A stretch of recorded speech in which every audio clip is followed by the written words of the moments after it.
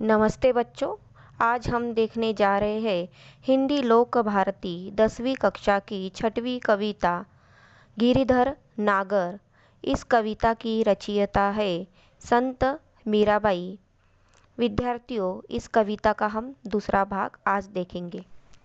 पहला पद, हरि बिन कौन गति मेरी, तुम मेरे प्रतिपाल, कहिए मैं रावरी चेरी। इस पद में आए हुए कठिन शब्द। कौन का अर्थ होता है कहा, गति का अर्थ आश्रय, प्रतिपाल पालन करने वाले, रावरी अर्थात आपकी, चेरी का अर्थ होता है दासी।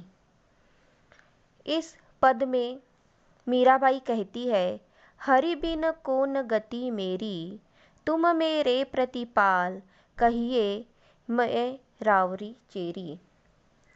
मीराबाई कहती है, हे हरि, हे ईश्वर, आपके बिना इस संसार में मेरा कोई नहीं है। अर्थात आपके सिवा इस संसार में मेरा कोई भी ठिकाना नहीं है, क्योंकि मैं तो तुम्हारी दासी हूँ। आप ही एक ऐसे हैं जो मेरा पालन करने वाले हैं। मैं आपकी दासी हूँ, इसलिए मेरा इस दुनिया में आपके सिवा कोई नहीं है, ऐसा इस पद में मीराबाई ने कहा है। दूसरा पद, आदि अंत निज नाव तेरो हिमाये फेरी, बेर बेर पुकार कहूँ प्रभु आरती है तेरी। पद में आए हुए कठिन शब्द। आदि अंत का अर्थ होता है दिन रात, नाव का अर्थ होता है नाम, हिमाये का अर्थ होता है जपना रटना, बेर बेर का अर्थ होता है बार बार, आरती का अर्थ होता है तीव्र लालसा। इस पद में मीराबाई कहती है, आदि अंत निज नाव तेरो हिमाये फेरी, बेर बेर पुकार कहूँ प्रभु आरती है तेरी।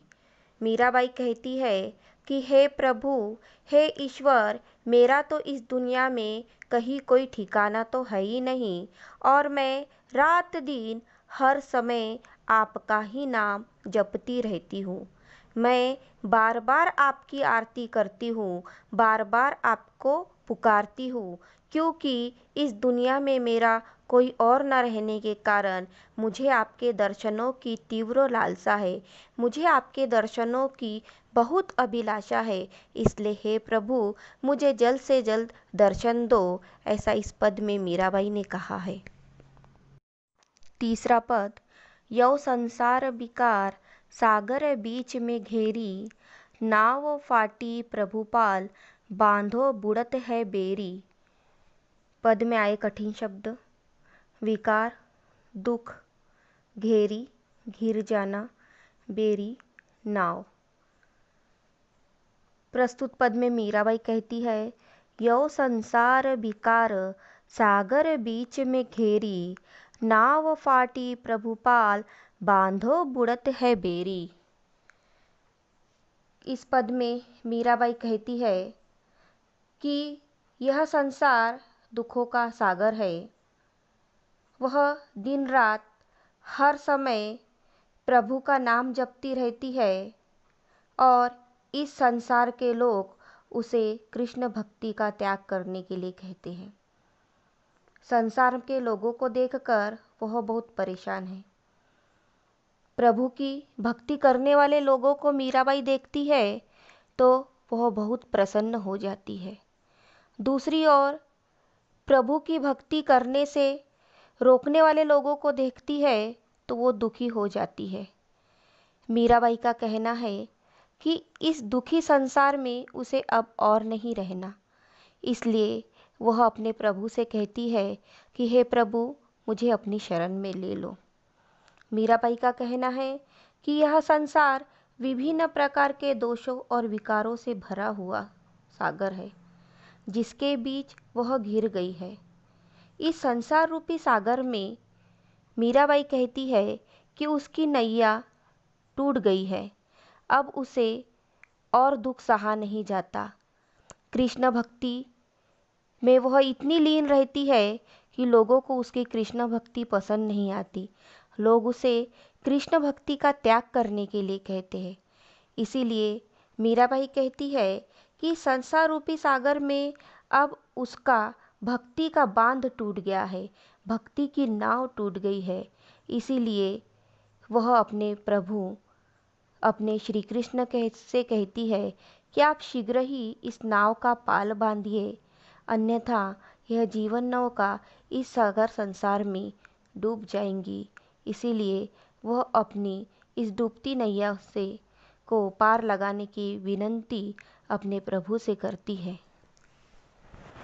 चौथा पद, बिरहनी पिवकी बाट जोवे राखल्यो नेरी, दासी मीरा राम रटत है, मैं शरण हूँ तेरी। पद में आए हुए कठिन शब्द, पिवकी प्रियतम की, नेरी पास, शरण शरण। इस पद में एक मुहावरा है, बाट जोवे अर्थात बाट जोहना, अर्थात होता है प्रतीक्षा करना। प्रस्तुत पद में मीराबाई कहती है, बिरहनी पिवकी बाट जोवे राखल्यो नेरी, दासी मीरा राम रटत है, मैं शरण हूँ तेरी। मीराबाई श्री कृष्ण से प्रार्थना कर रही है। वह कहती है कि वह उन्हें अपनी शरण में ले ले, क्योंकि इस संसार में वह दुखी है और इस संसार का त्याग करके वह प्रभु की शरण में जाना चाहती है। इसीलिए वह अपने श्री कृष्ण से विनंती कर रही है, प्रार्थना कर रही है कि हे प्रियतम, आपकी यह विरहिणी निरंतर आपकी बाट जोहती रहती है, अर्थात आपकी प्रतीक्षा करती रहती है, आपके आगमन की प्रतीक्षा करती रहती है। आपकी यह दासी मीरा सदा आपके नाम का स्मरण करती रहती है। इसीलिए मैं आपसे प्रार्थना करती हूँ प्रभु कि मुझे हरदम के लिए आपकी शरण में ले लो। मैं आपकी शरण में आई हूँ, मुझे इस संसार के दुख से बचा लो। ऐसी प्रभु से मीराबाई प्रार्थना करती है।